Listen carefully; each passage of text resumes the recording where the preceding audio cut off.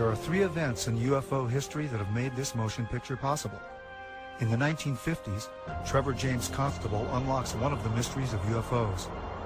With the aid of infrared photography, he discovers the fact that some UFOs are invisible. By using infrared film in his cameras, he discovered UFOs that exist in a light spectrum that cannot be seen with the naked eye or photographed with conventional cameras. This opens a whole new aspect in the documenting of UFOs, and his discovery reveals some UFOs may be living creatures. He calls them critters. In 1994, Isaiah Stamir discovers a phenomenon called rods, a life form invisible to the naked eye that we've never seen before. He also develops a technique for filming these life forms that exist in the realm of the very past. He calls it skyfishing, using high-speed shutter settings on camcorders. In 1995, NASA stops airing live broadcasts from shuttle missions after UFO footage has been made public, creating a controversy about how much NASA really knows about their existence. Looks like you got an object right in front of you, Mark. Are you looking out there? I'm not sure what you're talking about. Never mind. That same year, Martin Stubbs begins recording what will be 5 years and over 2,500 hours of uninterrupted live broadcasts from NASA's own downlink. Today, we have digital camcorder technology that enables us to capture UFOs in full-color, high-resolution video. Invisible UFOs can now be captured in broad daylight by anyone. Two camcorders of the same make and model are set up side by side. Camera 1 on the left is set for regular daytime recording. Camera 2 on the right is set on night shot, which has been converted to shoot in broad daylight. On the regular camera, there's nothing in the sky. With the night shot camera on the right, a UFO that is in the infrared spectrum is clearly visible. What has never been seen that exists in the invisible realm of the infrared can now be seen using current camcorder technology.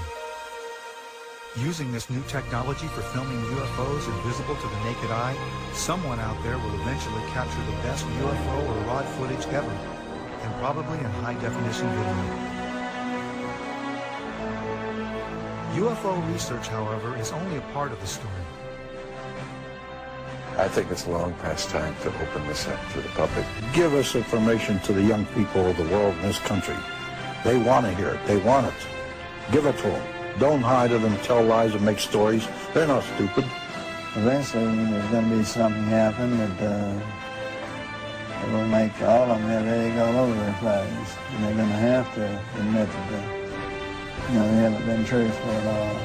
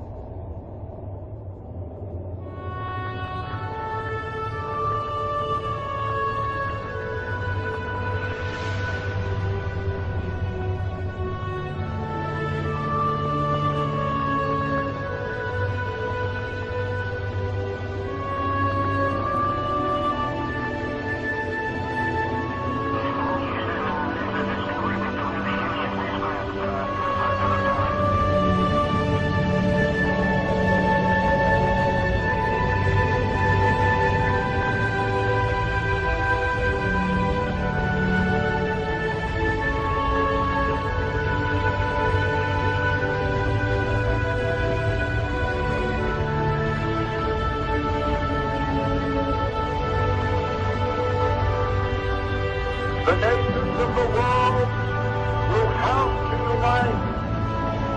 War, the next war, will be an interplanetary war. The nations of the earth must someday make a common front against attack by people from other planets.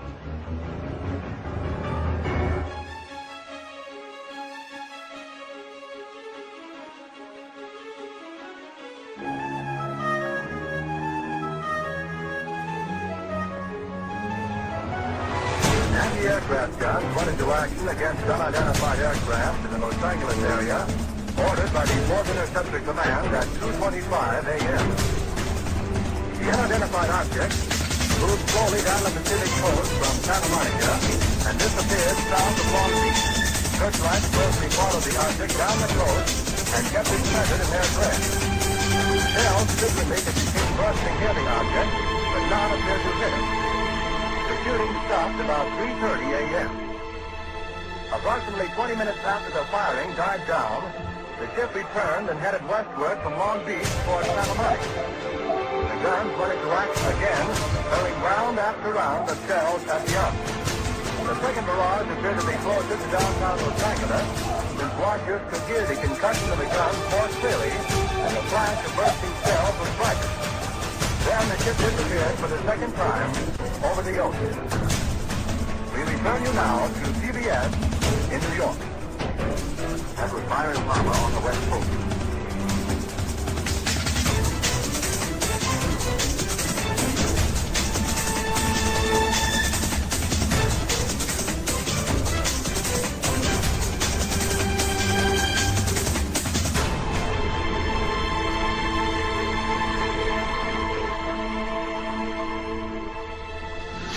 The Battle of LA was the first time that our military actually fired upon a UFO. The next day, the military told the press it was nothing but a weather balloon. Another report was that they fired at nothing due to war nerves. The Army was not too pleased with these reports. If they could not bring down a weather balloon with almost 1,500 rounds fired and direct hits, then what would they be able to do firing at real enemy targets? This was the first time official denial was put into motion regarding UFOs. This was 1942, only a few months after Pearl Harbor.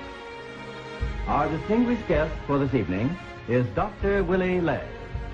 Well, now, is our own government, our own Defense Department, taking the flying saucer reports seriously? They have to. After all, the Air Force, which is the one which is investigating, is charged with the defense of our skies.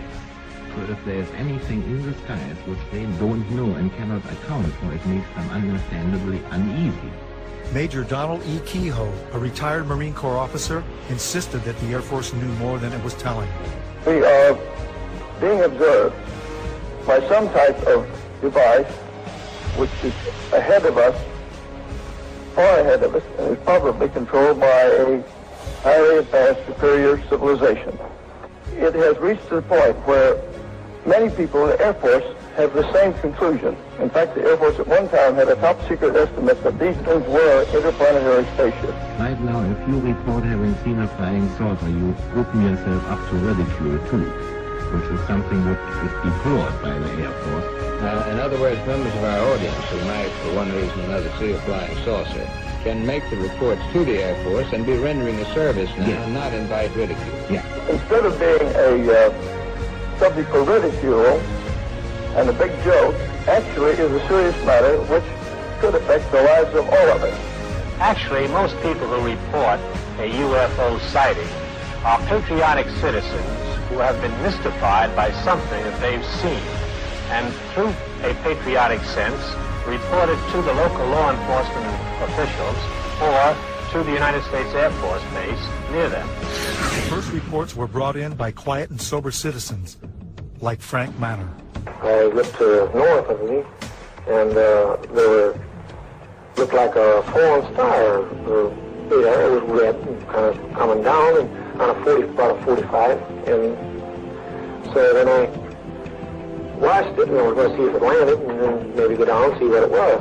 And when it got to the top of the trees, it stopped, and a blue and a white light come on.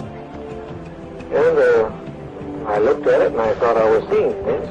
Frank Manor's UFO remained over his swamp for more than 4 hours. His children saw it, his in-laws saw it, residents of the area saw it. I saw it looked to be shaped like a pie. I could see the front of it, and I just saw the round front, and I could see the light on either side. I just wanted to stay there and keep my eyes glued to it. I couldn't leave. But I can't fathom it because it seems so unreal. William Van Horn, Hillsdale's undertaker and civil defense director, also spotted the UFO and was with his Geiger counter the next day, checking a mysterious perfect circle where the UFO had been seen. No one photographed it, but Sergeant Newell Schneider of the Sheriff's Office remembered it well enough to draw it. Oh, it moved very rapidly at any speed or rather any direction it wanted to go. Why it could change and go to the right or the left or go crossways without hesitating a bit. What do you think of it?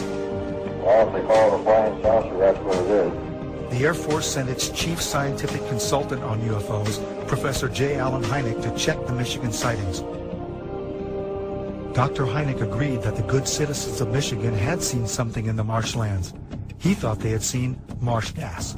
They, as children on the farm, had many experiences with swamp lights, and that this was obviously the thing that it was, and they couldn't understand why the people in Michigan got so excited over swamp lights. Dr. Hynek's belief in marsh gases was not exactly welcomed by Ann Arbor Sheriff Douglas Harvey, who had some interesting things to tell me. Because if he's going to say it's marsh gases, I'll tell you now, in all due respect to Professor Hynek, he's all wet. I think this is a flowered up deal, because last night he was in my office, and this is what my statement will contain. And at 11 o'clock, he had no statement whatsoever to make. He told me he had no idea what it was, but he said the Pentagon said that he had to make a statement tomorrow. He said, I don't know what I'm going to say. So overnight, he comes up with this theory. Right now, if you report having seen a flying saucer, you open yourself up to ridicule. Well, you can look at here, look, beer bottles thrown. Look at my windshield. What would you think if somebody was throwing beer bottles at your house, down out in the middle of the road screaming, you nut, you're fanatic, and all that? What would you think? You open yourself up to ridicule. Are you sorry now that you did tell people what you saw? Yes, I am. I'm sorry, because it's not the truth, but it's just the idea, the reaction of the people. They think you're a nut. To tell you the truth, that's just what they figure you are. And I'm not going to take it no more. I don't want nobody down in here. I just leave me alone. You open yourself up to ridicule too, which is something which is deplored by the Air Force, is deplored by the Air Force, is deplored by the Air Force. If the thing lands right there by that pump, I'd never say a word. And he got out and talked to me. I wouldn't tell nobody. That's just the way I feel. I'm bitter and disgusted in the whole matter. According to the United States Air Force, in following a policy which is set probably fairly high in the Pentagon, there are about 250 or 300 extremely incompetent airline and military pilots in this country. The airlines let them continue to fly even though they have reported UFOs. The Air Force has been accused from time to time of hiding information about UFO. What do you have to say to that, Colonel Henry? Well, these charges are absolutely untrue. We have not been hiding anything. This is not an attack on the Air Force spokesman or the project spokesman.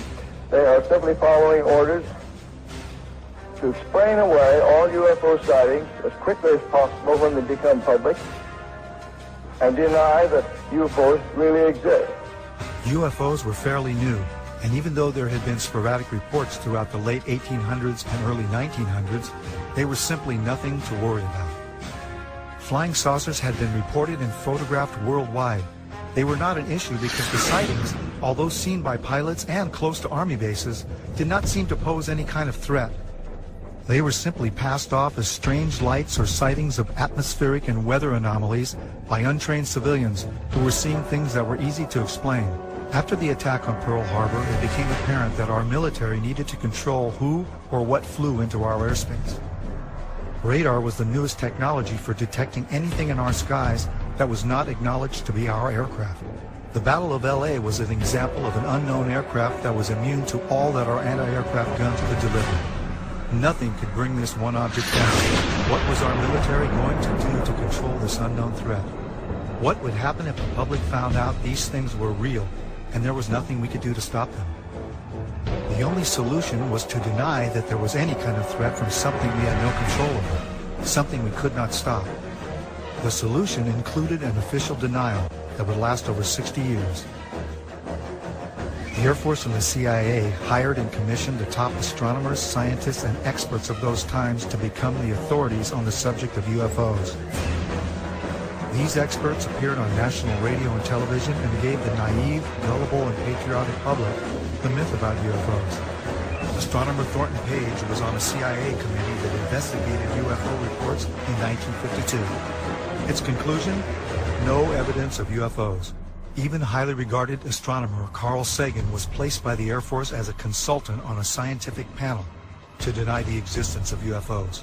The official Air Force reply was that there was no cover-up, and there were no flying saucers from outer space. I would like to close by reading a very brief excerpt from the report of the Air Force's Scientific Advisory Board, which they made recently upon completing a detailed review of the subject of UFO. This is a statement.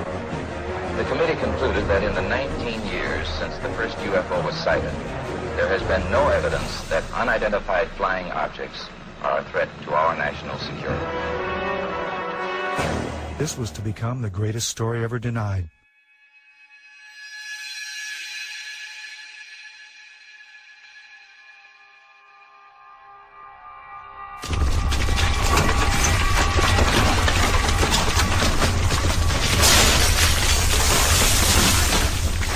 Like many other people in Los Angeles, my brother and I were devastated by the Northridge earthquake. I was awake that morning making final edit decisions on a film that we had been working on for the past year. Our film and video editing studio was destroyed, so we had to finish cutting the film at one of the labs in Burbank. We didn't realize that the earthquake was only the beginning of what would become one of the many life-changing events that were about to unfold. We decided to go home and visit our family for a while before coming back and starting all over again. We went back to Roswell, New Mexico, which is our hometown, and a couple of months later we filmed the first broad daylight footage ever taken of UFOs over the Roswell area. We compiled an enormous archive of broad daylight UFO activity at Midway, which is where we all grew up, and which is located just 9 miles south of Roswell. Midway is also the place where the rods phenomenon was discovered. A mysterious object has been caught on tape over Albany, New York. It looks suspiciously like a missile. Is that possible? Yeah, and that's pretty scary over a commercial airport, but I don't know, whatever it is, it was going very fast, it was above the clouds, and it was hundreds of feet in length. So the FBI has seen this tape? Yeah, they took it from me, and it's on its way to Washington to be analyzed. Now, what do you think it is? I mean, just looking at it, are you calling it a UFO? Are you calling it a missile? What does it look like to you? A lot of people are saying that it's this thing called a rod, which I'm not sure about. These biological creatures that live in the upper atmosphere, which sounds strange, that we haven't discovered yet because they just move too fast for us to see. It doesn't.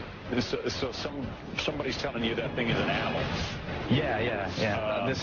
This guy Jose Escamilla, he's been researching these for like 8 years. He has a website, and that's what he thinks. It's amazing. No telling what these things are going to teach us once we catch a specimen and investigate what its makeup is. But it's an incredible phenomenon. Whatever these things are, they've mastered the ability to travel through both mediums as if there's nothing really there. It's like traveling through dimensions. The rods are just one part of an enormous panorama of life that is veiled from normal human sight. You found that by using an extremely fast shutter, you could slow down and objectify something that would otherwise elude the photographic process. But that doesn't mean that they're not there.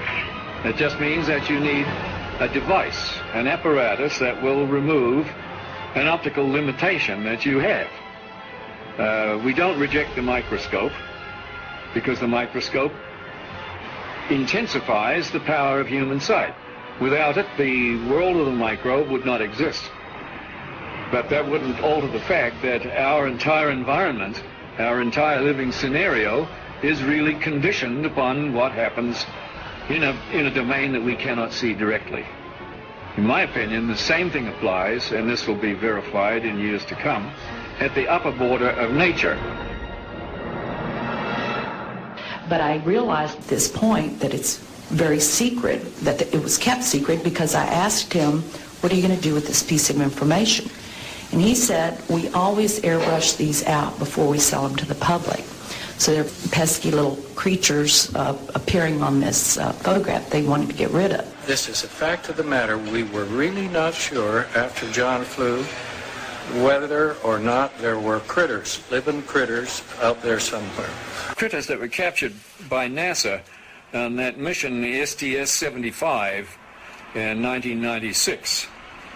In all my considerable experience of the entire UFO scenario, I have never seen and never expected to see footage like that. And least of all did I expect to see it on film that, or tape that had been exposed by the government in a NASA mission. The shuttle Columbia in this mission was equipped with a very sophisticated and expensive ultraviolet camera. It was sensitive to the near ultraviolet. And when they were up at 300 miles above the atmosphere, they launched from the Columbia a small satellite with a tether. Not long after it was launched from the Columbia, the tether broke. We'll record steadily the whole break and coil back to the tether. Copy, Claude. Here we go. Again, this is a view of the satellite. Well, if it had to break, it did it in the right place. And you see on this astonishing film, you see the satellite go drifting far astern of this orbiting Columbia. The tether, which is 12 miles long, straightens out into a long white line, which you can see as plainly as could be. Columbia and the satellite now 77 nautical miles apart. Now, while this is all going on, a whole covey of UFOs, perhaps 36 of them, manifest to this ultraviolet camera, and they begin moving around, circulating, looking for all the world like something in an aquarium tank. The satellite, again, just moving into sunrise. Now, Houston, of course, down on the ground, is getting this feed from the Columbia, and they ask the astronauts in the shuttle, what can they see? What is it they can see? You guys getting the image? Franklin, we see a long line, a couple of star-like things, and a lot of things swimming in the foreground. Can you describe what you're seeing? Well, the long line is a tether, and there's a little bit of debris that kind of flies with us. It is like a brilliant white bar. It looks like a neon sign, and it's 12 miles long. Now, what this does is give you a sort of cosmic ruler by which you can get an idea and an estimate of the diameter of the UFOs that are flitting around down there. Now, when you see them go behind the tether, that means that you can use that tether like a ruler to measure their diameter. And those things that are down there going behind the tether are between 2 and 3 nautical miles in diameter. One of the things you see over and over again is you see UFOs materialize into the ultraviolet while you watch. You see them come from out of nowhere to the point where they are returning a response to the camera. You also see them dematerialize while you have them under observation. There's 2 of the central things that have gone on with UFOs since day one: materialization and dematerialization. It's going on in this film, 300 miles above the Earth, photographed by your government with your astronauts superintending the whole thing. Charlie, completely unzoomed, and you see the full extent of the tether. Columbia, Houston, that's a much better view, a lot more contrast visible. It's not an infrequent occurrence out there. They have them quite often. There were probably 1,500 reported cases in that time. I have over 3,000 cases now. They estimated 100 yards from the left wing was this 100-foot disc. And the strength of the signal was as strong as the surface contact on the water of an aircraft carrier. This contact was huge. We were flying tankers over England, and London Control asked us to intercept a UFO. We would go from 1 o'clock, 7 or 8 miles to 6, 7 o'clock, 7 or 8 miles inside of 4 or 5 seconds. You have to be moving pretty quick. They could rise, go straight up. They could do that. It seemed like instantaneous. Once they started moving, they went straight up, for a while, and then they went zap. Then it just sort of disappeared, it dematerialized and left the atmosphere just gone. It just took off into space. It just left at high speed. There have been ET visitation. There have been crashed craft. There have been material and bodies recovered. I didn't want to look at it any longer than that because I felt that my life was in jeopardy. I was beaten, literally hit in the ribs and pushed, and I was resisting. And I know Sergeant Bustinza was doing the same thing. He said, "You are never to speak of this again. As far as you're concerned, this never happened. You never saw this. I don't exist, and this situation never happened."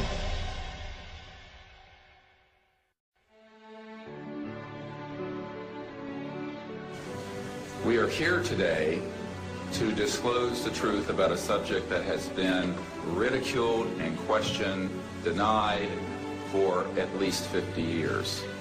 The reason we are coming forward now is that we are asking for the U.S. Congress and for President Bush to move towards an official inquiry and disclosure on this subject. Morning, ladies and gentlemen. My name's Clifford Stone. I was a Sergeant First Class, United States Army. My name is Dwayne Arneson. I served 26 years as a communication electronics officer in the U.S. Air Force. My name is John Callahan. I'm a retired FAA employee. I was the division manager for the Accidents Evaluation and Investigation Division. My name is Don Phillips. I was in the United States Air Force and had worked with certain intelligence agencies of the United States government. These are people who have been inside the CIA, NSA, NRO, Air Force, Navy, Marines, Army, all divisions of the intelligence and military community, as well as corporate witnesses, contractors to the government. My name is Dan Willis. My name is George Filer III. My name is John Maynard. My name is Donna Hare. My name is Carl Wolf. My name is Harlan Bentley. My name is Larry Warren. My name is Mark McCandlish. And these are folks who have been involved in so-called black budget or covert unacknowledged projects. These unacknowledged special access projects are taking in at least $40 to $80 billion per year. And they are sitting on technologies that can change the world forever. My name is Charles L. Brown. My name is Michael Smith. My name is Robert Solis. My name is Carol Rosen. I have had grown men weep who are in the Pentagon, who are members of Congress, and who have said to me, what are we going to do? And I'm prepared to tell the story in front of Congress, and it is the truth. And I will testify under oath before Congress that what I'm saying is the truth. I'm prepared to go to Congress, to swear before Congress that everything I've told you people and everything that is here is the truth. These men and women have come forward and they have their credentials, they can establish who they are, and they have been first-hand witnesses to some of the most important events in the history of the human race. I'm willing to testify to the truth of all these matters that I've spoken about in front of Congress under oath. I'm willing to testify before Congress that what I'm saying is true. And I am prepared to testify in detail concerning these events and their truthfulness before Congress. These statements are true and willing to testify under oath before Congress. That I will testify under oath as to what I say is true, and I will do so before Congress. So I will testify before Congress if necessary and explain exactly what happened.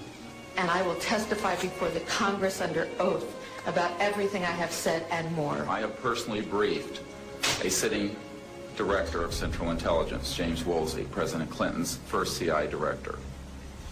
I have personally briefed the head of the Defense Intelligence Agency, the head of Intelligence Joint Staff, members of the Senate Intelligence Committee, many members of Congress, members of the European leadership, the Japanese cabinet, and others. And what I have found is that none of them are surprised that this is true, but they are uniformly horrified that they have not had access to these projects. A lot of people talk about conspiracies over a shadow government. I'm willing to testify before Congress that these black operations do exist. I nearly became part of it. but I saw the light, I think, or was it? And I got out. And that's it. We have to disclose what we know. And I am willing to testify before Congress under oath, or before any other organization, that what I witnessed is true. This whole project, bringing this out in the open, will probably take other people too.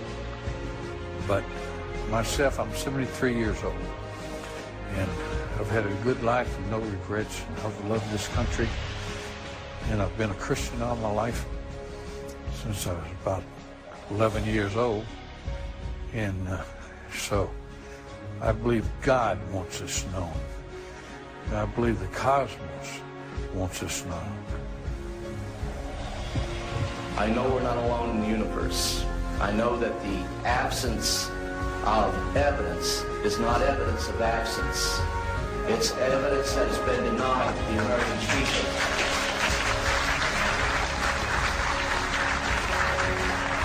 I stand before you today in my almighty God, and I tell you this. If Congress calls me in and says, will you testify in detail what you know, I stand here today prepared and ready to do just that. Governments must never lie to the people.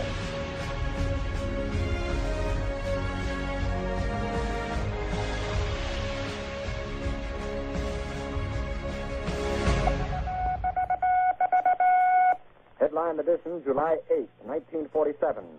The Army Air Forces has announced that a flying disc has been found and is now in the possession of the Army. Army officers say the missile, found sometime last week, has been inspected at Roswell, New Mexico, and sent to Wright Field, Ohio, for further inspection. The whole project was get as much information and technology out of these crafts as fast as they could, and to steer the news media off on some crazy idea that these sightings were created by college pranks and balloons and meteorological problems. And a lot of the information was siphoned off by the CIA and the National Security Agency and people at OVNI, Office of Naval Intelligence. It was the first time I'd ever seen anything like this before, and all eyes were just peeled on that particular thing. And when he told us what it was, it was frightening. It was eerie there. You could have heard a pin drop in the room when it was first mentioned. Well, he said it had been taken from one of the craft that had crashed in New Mexico, and that it had been taken from a box of materials that the military was working on. They didn't use the word reverse engineering at that time, but it was something similar to the reverse engineering that they felt like they needed to work on, and it was going to take years to do this. I was a duty officer that night, and I went to the veterinarian section, and one of a sergeant I knew very well was sergeant of the guard that night. I told him, Sarge, how's everything around here? And he said, fine, sir. I told him, you know, they told me to be careful to watch this area because you have a sense of something sensitive here. He said, you want to see it, sir? I told him, yeah, let's go look. And I knew this sergeant, he was a master sergeant. I went back, and there was 5 crates there, like 5 or 6, I think it was 5. I lifted one up, and here's this body there and floating in fluid. First, I thought it was a child because it was small. Then I looked at this head and all, right away, and this was only happened in a matter of seconds. Then I put the end back down, and the head was different, the arms were spindly, the body it was gray. So right at that moment, I figured, I don't know what this thing is. So like in intelligence business, I just better put it in the back of my head here and wait till maybe in the future I get corroboration so I can evaluate what it is. Curtis LeMay started to open up and talk about what he told me about Roswell and the crash that had occurred, and he told me that he was aware that it wasn't ours, it wasn't the military's, the Air Force or the Army or the Navy, and it was highly strange. It was a highly strange vehicle that crashed. He said, I'm going to tell you something. He said, but if you say that I told you, I'll swear I never even mentioned it to you. I said, no problem. And he said to me, you know, I'm a member of General Douglas MacArthur's security guard. He says, I'm on my way to the States for TDY. He said, I'm going to tell you something. General Douglas MacArthur was very familiar with the Roswell incident, the crash material, and also the bodies, because he himself has seen them. There I started getting the Tosser reports. I started getting other crash reports, the artifacts I got. And I did get one time a report that NSA was getting signals from space, which were not just space noise or, or unscrambled or something you couldn't read. They were really very perfect and looked like something was guiding them. There was a real message. We were never able to decode it. This was a very coordinated message. It wasn't just noise coming. It was a pattern. The one person I happened to meet and took quite a shine to, and he to me, was a Dr. Adolf Raum. Just a little background on him. He was from Switzerland originally. He was on their first A-bomb test in the U.S. He knew Dr. Oppenheimer personally, and just a fine, fine gentleman. One night after supper and after a few martinis, I jokingly asked Adolf, I said, what do you know about the little gray men that are supposedly on ice here at Wright-Patterson? And I can distinctly recall his face turning ashen white. His voice got very stern, and he said, Arnie, he says, all I can tell you is that they were not weather balloons, and we will not talk about it again. You understand? And there was no uncertainty in my mind that we wouldn't talk about this further. We can safely say that, yes, there were some captured craft in Roswell, New Mexico, and yeah, they were real. And yes, we really did get some technology from them. And yes, we really did put it to work. How many bodies have been recovered? Don't know. How many crashes have occurred in which we only got debris from because they came and did their recovery before we got there? Don't know, but it has happened. It has happened. When they have problems, just like we send out a distress call, they send out a distress call, which is something that a lot of people don't allude to or don't even, it's the one question that's never asked. But here again, we think of them as something intangible, like that stuffed animal there. But they're living, breathing creatures, as mortal as you and I. They think, they have loves, they have likes, they have dislikes, they have social culture. This is so important to try to make people understand that that is the case. There were more crashes than Roswell, but people don't understand is that there was one in 1948, and there was another one in 1949. The radar testing in New Mexico was the cause of a lot of them that were crashing, and high-powered transmitters, when they would get too close to transmitters, it would interfere with their guidance control, and they would just crash. Other craft crashed. We had shot them down. As an example of some of our precision, we have here a photo of an object re-entering the Earth's atmosphere. Through our programs, we were able to predict a precise time that this was going to happen and notified a particular agency who then went out with a camera and was able to obtain this photograph. What altitude? This is just entering the Earth's atmosphere somewhere around 400,000 feet. We've been successful. We crashed in White Sands, New Mexico. We tracked it. We were tracking it at the time, and we were successful in damaging it enough where it crashed.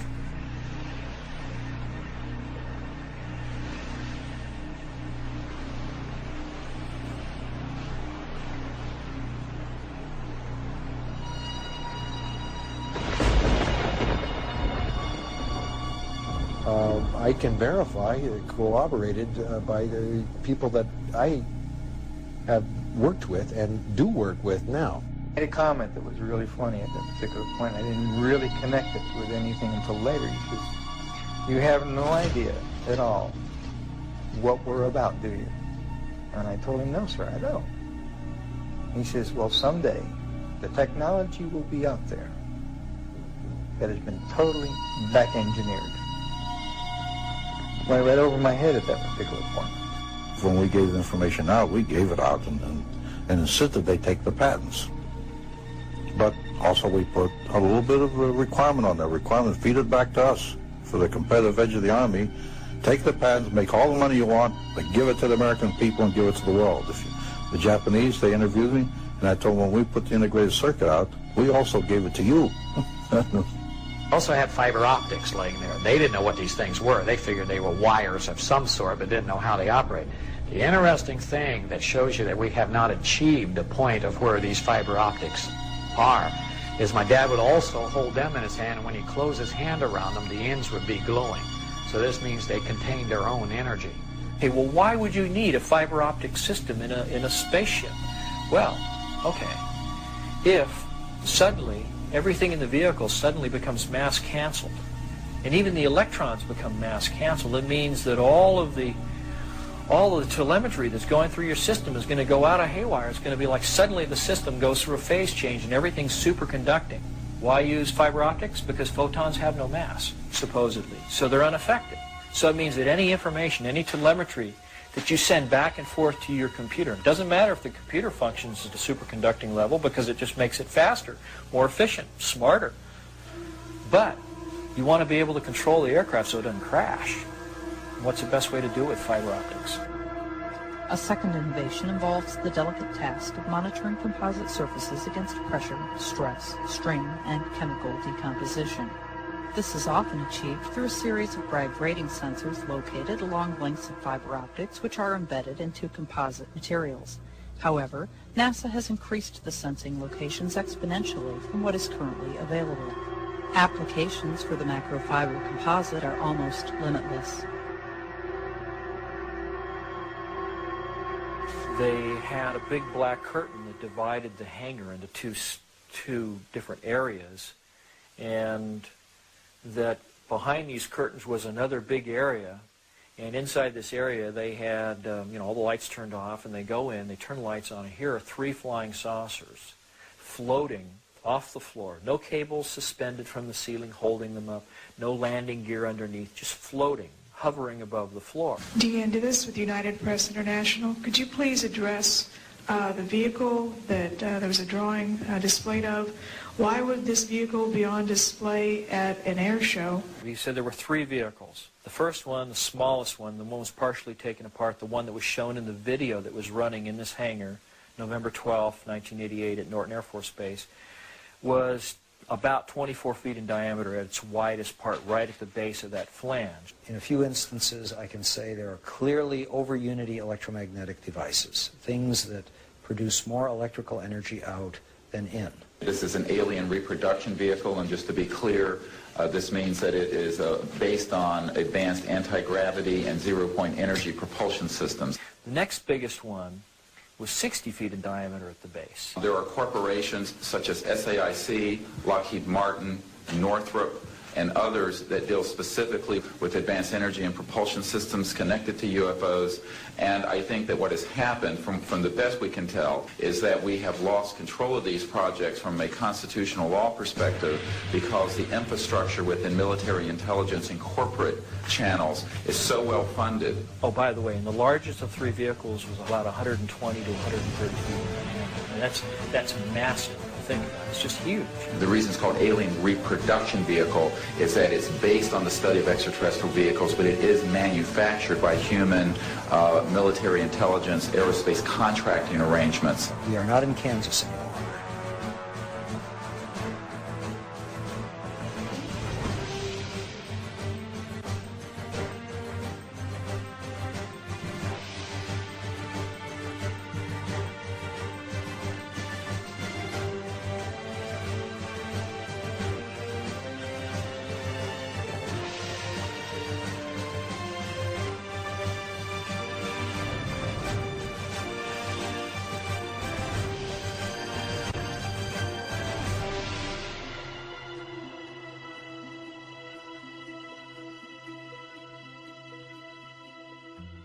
Brad said that in this exhibit at Norton Air Force Base that a 3-star general said that these vehicles were capable of doing light speed or better. I think he made a mistake at Roswell. Rather than admitting it, they covered it.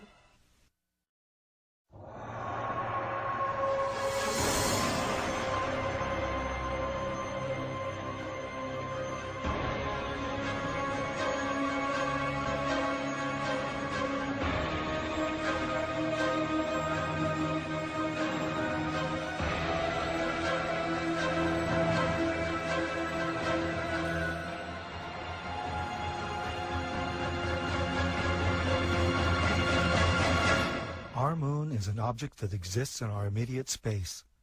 For years, there have been anomalies recorded such as mysterious lights, flashes, and objects that have been seen by astronomers here on Earth. NASA released a compilation of these recorded reports prior to the first moon mission.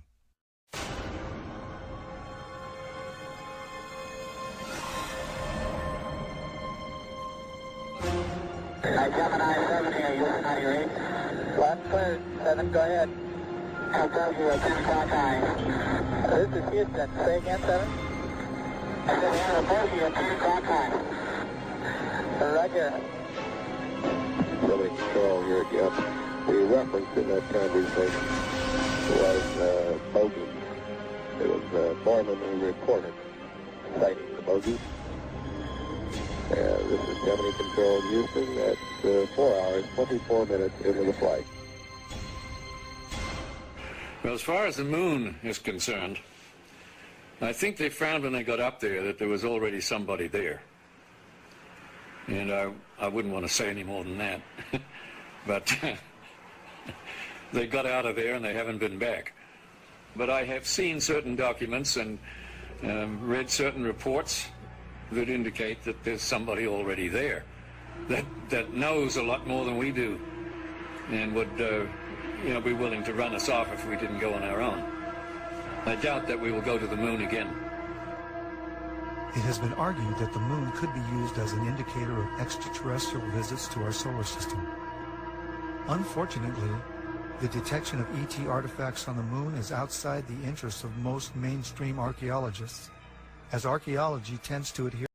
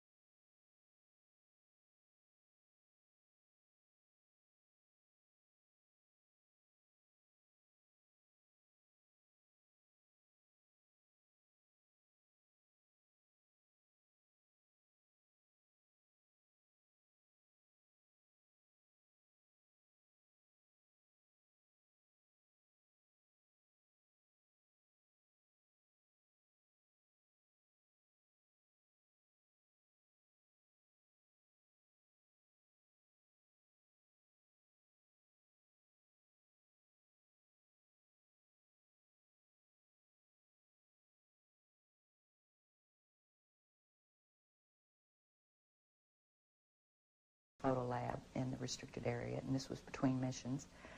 One of the gentlemen I had been friends with, and I still talk to occasionally, he pointed to one area of this mosaic. It was one panel of a mosaic with a smile on his face. He said, "Look over there." And I looked, and in one of the photo panels, I saw a round white dot. And at the time, it was very crisp, very sharp lines on it. And I said to him, what is that? Is that a dot on the emulsion? And then he's grinning, and he says, dots on the emulsion don't leave round shadows on the ground. And there was a round shadow at the right angle, at the correct angle, the sun shining on the trees. I saw pine trees. I didn't see a coastline. I don't know where this was. And I said, "Is this a UFO?" And he's smiling at me, and he says, "I can't tell you that. I can't tell you that." What I knew he meant was it was, but he couldn't tell me. So I said, "What are you going to do with this information?" And he said, "Well, we always have to airbrush them out before we sell them to the public." In 1965, in mid-1965, I was loaned to the Lunar Orbiter Project at NASA on Langley Field. They had problems with a piece of electronic equipment that was bottlenecking their production of photographs. I was taken into the laboratory where the equipment was malfunctioning. The Airman Second Class was in the dark room at that time. I was also an Airman Second Class. About 30 minutes into the process, he said to me in a very distressed way, "By the way, we've discovered a base on the backside of the moon." And then he proceeded to put photographs down in front of me, and clearly in these photographs were structures, spherical buildings, and towers.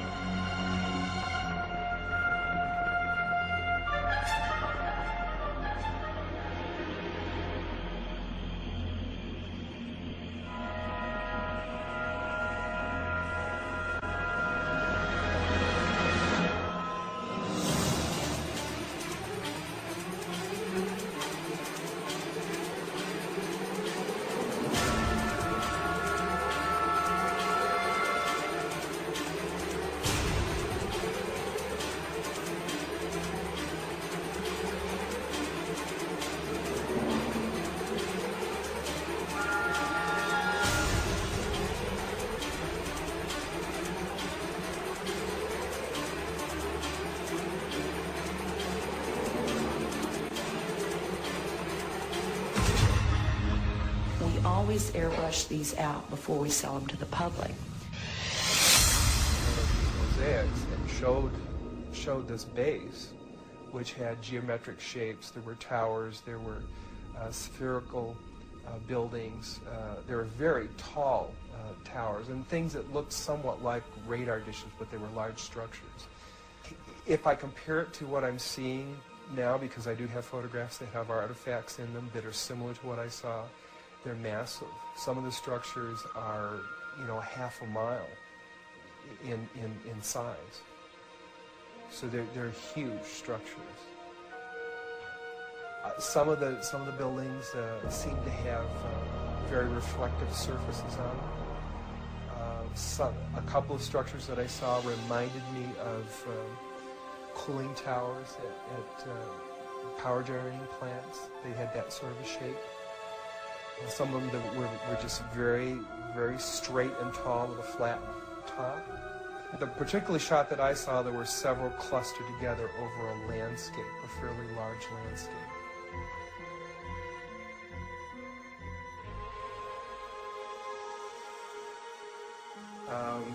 I worked there for 3 more days, and I remember going home and naively thinking, I can't wait to hear about this on the evening news.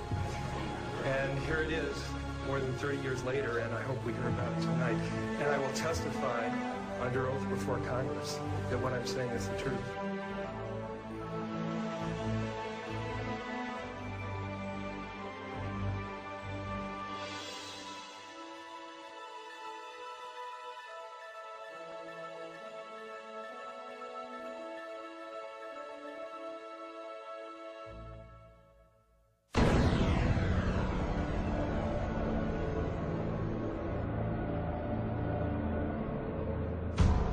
1959, the U.S. Army completed a plan for a manned military outpost on the moon. The Horizon Lunar Outpost was said to be necessary to protect United States interests on the moon, to conduct moon-based surveillance of the Earth and space, to act as a communications relay, and to serve as a base for exploration of the moon. The permanent outpost would cost $6 billion and become operational in December 1966 with 12 soldiers. The base would be defended against Russian overland attack by man-fired weapons. The Apollo program began only 2 years after the Horizon report, but a moon base would not have been established earlier than the 1970s. During the discussion of UFOs, the question ultimately is going to come up, can any government keep secrets, let alone the U.S. government? And the answer to that is unequivocally yes. People in high-level government have very, very little, if any, information, valid information about this. Most have no more knowledge than the man in the street. There's always been what they call the need to know. They keep pretty much each organization an island unto itself. I looked at him and I was pretty startled because I'd worked out there several years and never seen anything like this, never heard of anything like this. I had a top secret crypto clearance, and I could go into areas where my commanders, some commanders could not even get in. He was a civilian but had done a lot of work with NASA on a lot of committees and what have you. And I think his problem was the fact that he hadn't heard about this. They can't get in there because they don't have the need to know, even though they have the same clearance as the guy that gets to go in there. He knew that he was very important because he was on a lot of committees in NASA. And since he was very important but hadn't heard about this thing, this couldn't be true. The UFO secrets can be kept secret from other people who have the same security clearance. And the truth is, they have hidden things like UFO and extraterrestrial information from us for years. Not just the current era, but back before the 1900s. There's about 38 levels above top secret. The highest is cosmic. That's, okay, I'll tell you right off now, that's UFOs, aliens, and particleization. Now, like you heard a while ago, there's only probably about 25 people in the world that know things that are known at that level. No president has had that level, has ever been cleared for that level. Eisenhower was the closest. Eisenhower wanted somebody to be in charge. He tried the CIA director, and it didn't work. CIA was working primarily for itself. Most of the intelligence directors of the services were working for themselves. What happened was Eisenhower got sold out. I think that he realized that all of a sudden this matter is going into the control of corporations. He realized that he was losing control. He realized that the phenomenon of whatever it was that we were faced with was not going to be in the best hands, and those were as far as I can remember, that was the expression that was used. It's not going to be in the best hands. In the councils of government, we must guard against the acquisition of unwarranted influence, whether sought or unsought, by the military-industrial complex. The potential for the disastrous rise of misplaced power exists and will persist. We must never let the weight of this combination endanger our liberties or democratic processes. We should take nothing for granted. Only an alert and knowledgeable citizenry can compel the proper meshing of the huge industrial and military machinery of defense with our peaceful methods and goals. And so it was organized under the name the NRO. You couldn't mention NRO. NRO, National Reconnaissance Office, basically run by the Air Force, The reconnaissance office, from my understanding of people that I've had contacts with since I retired, has taken on a lot more responsibility, particularly towards UFO and extraterrestrial activities. You could say that they picked up where Blue Book dropped off. If you're on that level, there's an organization worldwide called ACIO. That's Alien Contact Intelligence Organization. If you pay your dues and you follow the rules, you can benefit, your government is allowed to benefit from that organization's information. Henry Kissinger headed some sort of a study group back in the 50s to study the ramifications of this information if it had leaked through a credible source. In fact, Jimmy Carter was not brought into the loop. They, for some reason, the control group, they don't trust the guy for some reason.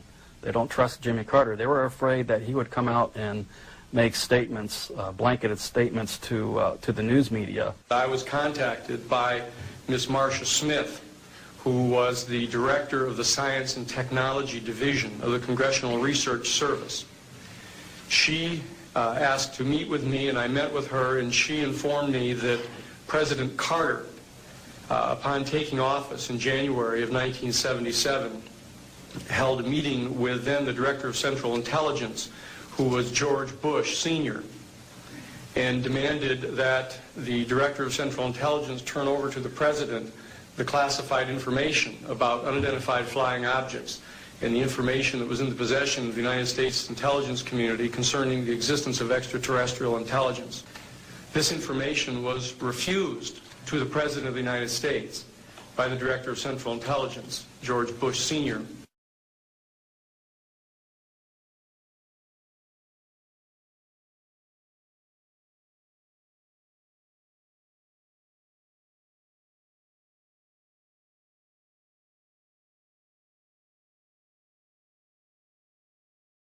Told us we could not talk about this to anyone, including any of the other crews, our spouses, our family, even amongst each other. So we could not discuss this at all.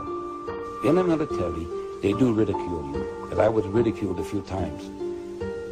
I was told I would never make Master Sergeant. I was on orders for tech, but I was told I would never make Master Sergeant or I bought the strap up again. The pilots that had seen things and talked about it, some of them were let go, some of them released from their flying and treated as nutcases and things like that. At times I used to carry a nuclear weapon. In other words, I was mentally fit to carry nuclear weapons, but I'm not mentally fit if I see a UFO. Well, this criticism and this ridicule has, I think, done more to keep the story coming out than almost anything else. It had been discussed with me on numerous occasions. Talked about what could happen to me militarily and what could happen to me even if I discussed this as a civilian. That subject just was dropped. It just wasn't discussed.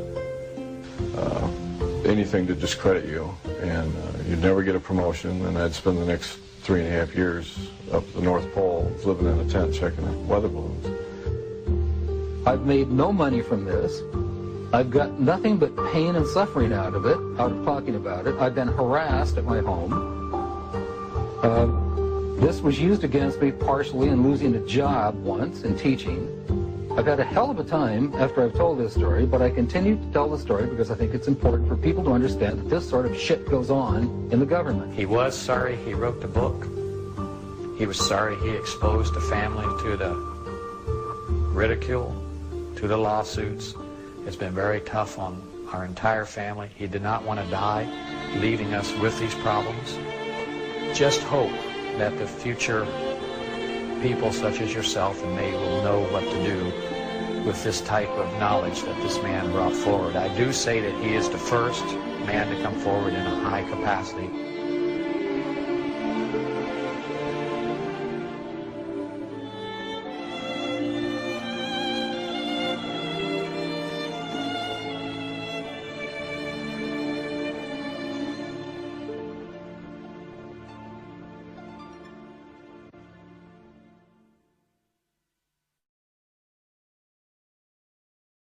measures have been taken by agencies to terminate people who appear to be inconvenient or troublesome through knowing too much.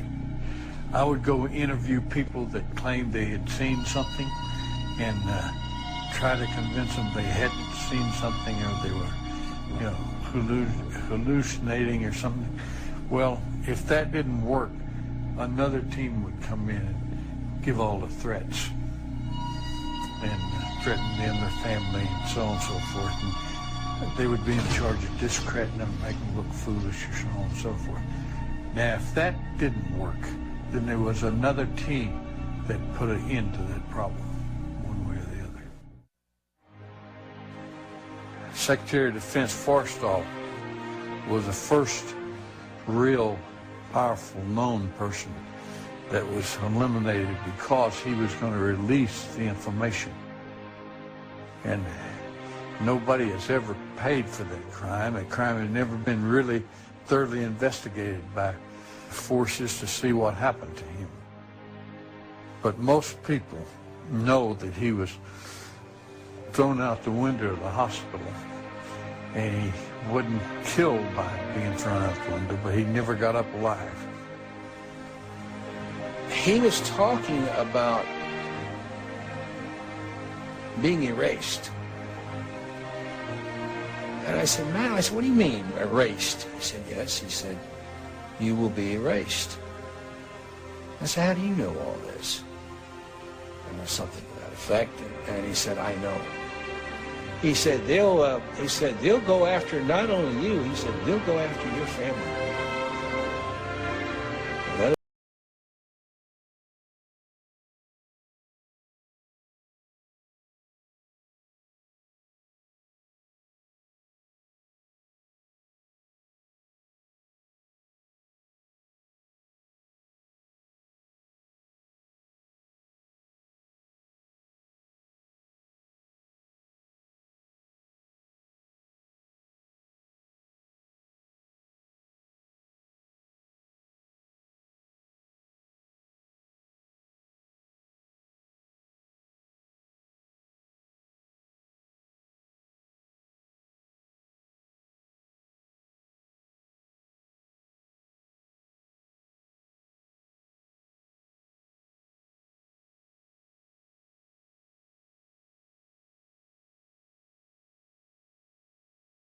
Anything, and we'll do you and your whole goddamn family. And they're it was basically that for about 8 or 9 hours. They're just off on their own. There's no oversight, no control. And they just do whatever they want. They don't. I mean, and they're evil, man. These people are evil. Basically, it's an oversight group intermingled with the National Security Council and the National Security Planning Group. They have full control. They have no congressional oversight whatsoever. They answer to nobody except for the President of the United States. But they're trying to push it aside away from the President. When I was a corporate manager of Fairchild Industries in 1974 through 77, I met the late Dr. Werner von Braun in early 74. At that time, von Braun was dying of cancer. But he assured me that he would live a few more years in order to tell me about the game that was being played, that game being the effort to weaponize space. Weapons in space is still a big enigma. Black covert operations have always been trying to do something like that. Von Braun's purpose in life during the last years of his life, his dying years, was to educate the public and decision makers about why space-based weapons are dumb, dangerous, destabilizing, too costly, unnecessary, unworkable, undesirable. The strategy that Werner von Braun taught me was that first the Russians are going to be considered to be the enemy. In fact, when I met him in 74, they were the enemy, the identified enemy. We were told that they had killer satellites. We were told that they were coming to get us and control us, the dirty commies, that whole story. First, the Russians were the enemy against whom we're going to build space-based weapons. The ballistic missile defense system is probably a pipe dream in the sense that if what it's designed for is that you know where it's coming from.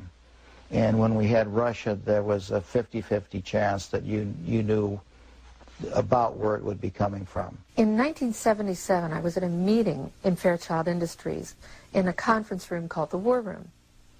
And in that room were a lot of charts on the walls with enemies, identified enemies, names that people had never heard of, names like Saddam Hussein and Gaddafi.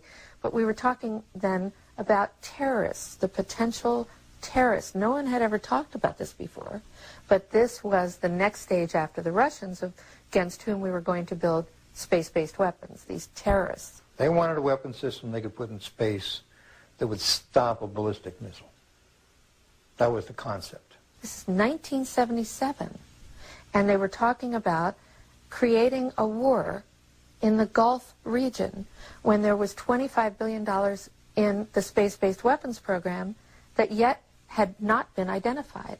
It wasn't called the Strategic Defense Initiative, at least, until 1983.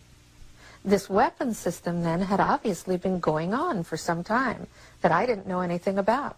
When Star Wars was brought out as an idea, which was before Reagan actually, and incorporated into his administration, it became pretty much a window dressing, as when people would call it, but there was a lot of truth behind what they were trying to do. They knew the basic principle of what they wanted to do.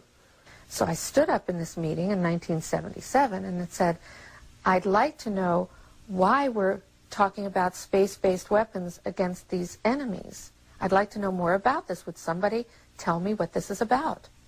Nobody answered. They went on with this meeting as though I hadn't said anything. We heard a lot about terrorism. Then we were going to identify third world country crazies. We now call them nations of concern. With the rogue nations we have today, it's absolutely ludicrous. But he said that would be the third enemy against whom we would be needing to build space-based weapons. And the next enemy was asteroids. Now at this point, he kind of chuckled the first time he said it. Asteroids, against asteroids we're going to build space-based weapons. So it was funny then. And the funniest one of all was against what he called aliens, extraterrestrials. That would be the final card. And over and over and over, during the 4 years that I knew him and was giving his speeches for him, he would bring up that last card. And remember, Carol, the last card is the alien card. We're going to have to build space-based weapons against aliens. And all of it, he said, is a lie. Well, if they were hostile, my own knowledge is, and feeling, I don't know about all of them, is that we could have been, with their weaponry, as it might be used, could have destroyed us a long time ago. If beings can travel in time-space, then anything we would put in orbit as a weapon would be like going against Genghis Khan with a firecracker. Now, some would like for us to believe, like to develop the idea that the aliens and people are our enemy now. But that's not true. I noticed the satellite's positionings. I said, now, this is supposed to be a system that tracks radar anomalies on Earth, right? You know, the whole thing, the movement. Yep, that's what it does. And I said, so why are half of them pointed towards the outer space? Towards the moon, towards areas that are just blank space. I have concluded that I'm fighting against the clock. That I have but a short time to try to convince people that we are moving in an avenue where we are going to militarize space. As a result of militarizing space, we are going to acquire new technology. We're going to evolve new technology. At least half of those satellites you got up there aren't looking at Earth. He had to receive several transmissions from the Pentagon and from other satellite monitoring stations of the NSA that they were tracking ETVs, extraterrestrial, that stands for extraterrestrial vehicles. I said, what are they looking for? He says, well, you got to have them need to know about that. We put nuclear weapons out in space as a line of defense, and we was ready to blow them up if they started in. He didn't mention a timeline, but he said that it was going to be speeding up faster than anybody could possibly imagine. Okay, we're not joking about this, but Dan was at window 1. He looked out, he saw an object floating nearby. We took several pictures of it. It's fairly small. We just heard that in the process of poring over that heat shield, they found 3 more objects floating in close proximity to the space shuttle Atlantis. There you go, 1, 2, and 3. Unclear what those are. Maybe a 4th there. Unclear what those are. Could be ice. Could be little pieces of harmless debris. Worst case scenario, could be parts of the heat shield, and that is why NASA is concerned. So it's very hard to identify what those little things might be.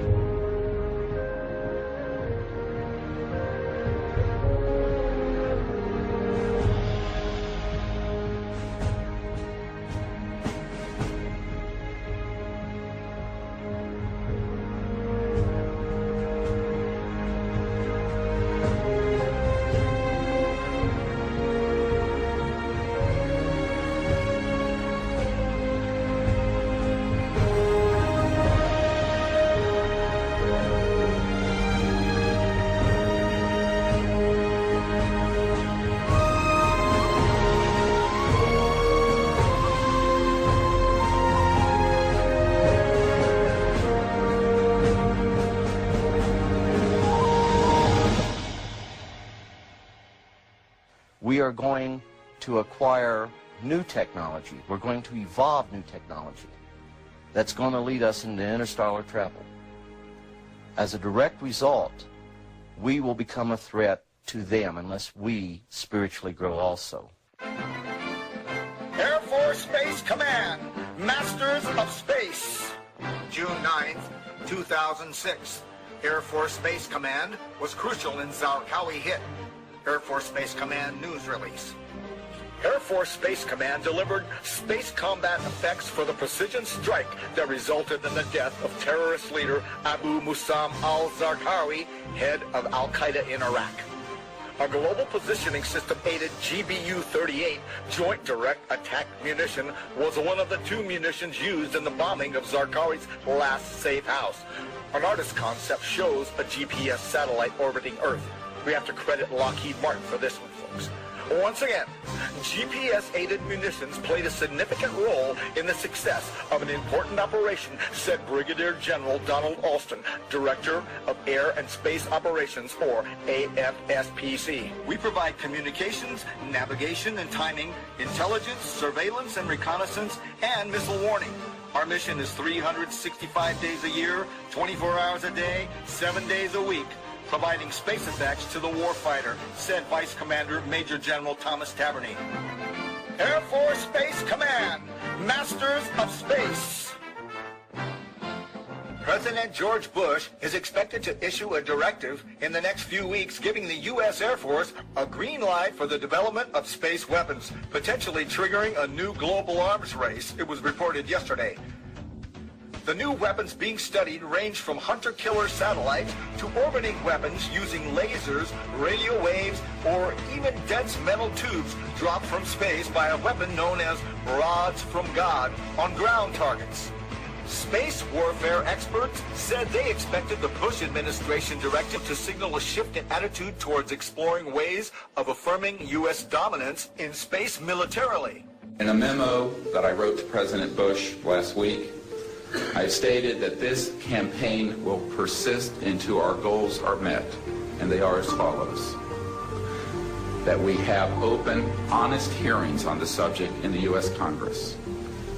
That there be a permanent ban on the weaponization of space or the targeting of any objects of extraterrestrial origin. That there be a full and complete study of classified technologies connected to this subject, specifically technologies connected to UFO and extraterrestrial vehicles. If declassified and used for peaceful energy generation and propulsion, would solve the looming energy crisis definitively. You don't need cars unless you got an internal combustion engine. Well, if you have one of these units, you know, that's about 16 inches long and about 8 inches high and about 10 inches wide, then you don't need to plug into Kit Carson, the local electric company. It burns nothing, no pollution, okay? It never wears out because there's no moving parts. Denny Klein uses an alternative fuel source once thought impossible. He says people still have trouble believing him when he reveals his liquid fuel. Water. Take water and electricity, and we break it down through our very unique electrolysis process. Klein has just patented his process of converting H2O to HHO, producing a gas that combines the atomic power of hydrogen with the chemical stability of water. It turns right back to water. You see the water running off of it. Klein originally designed his water-burning engine for cutting metal. Thought his invention would replace volatile acetylene in welding factories.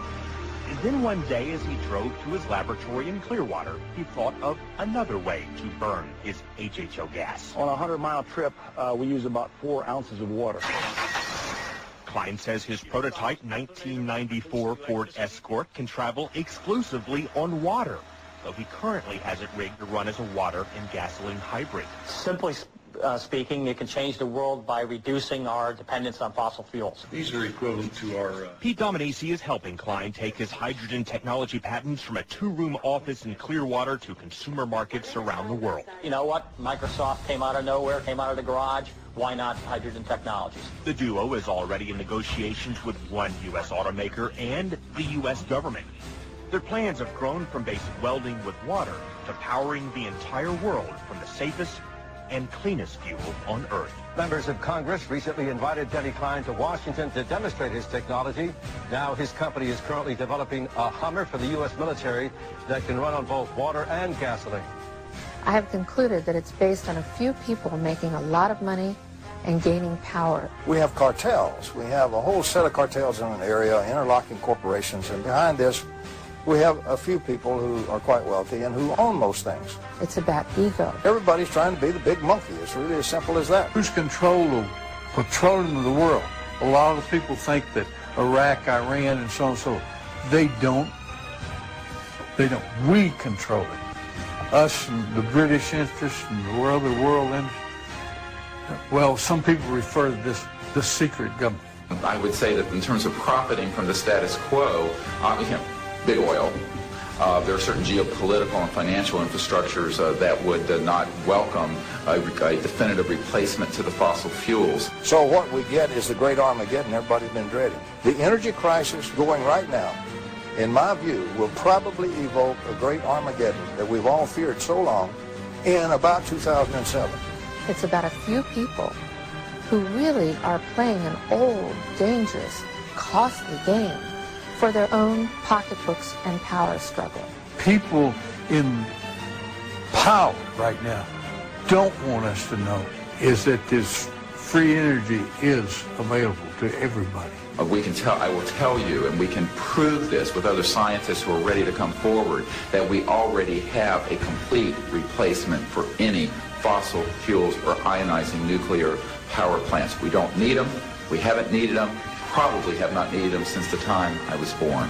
The, quote, cover-up of this issue that has been going on for the last 50 years is probably the biggest single threat to our democratic society. This is the greatest strategic threat to survival of the United States and, in fact, of civilization itself. It still bothers me that I've seen all this, I know all this, and like I'm walking around like with the answer and nobody wants to ask the question.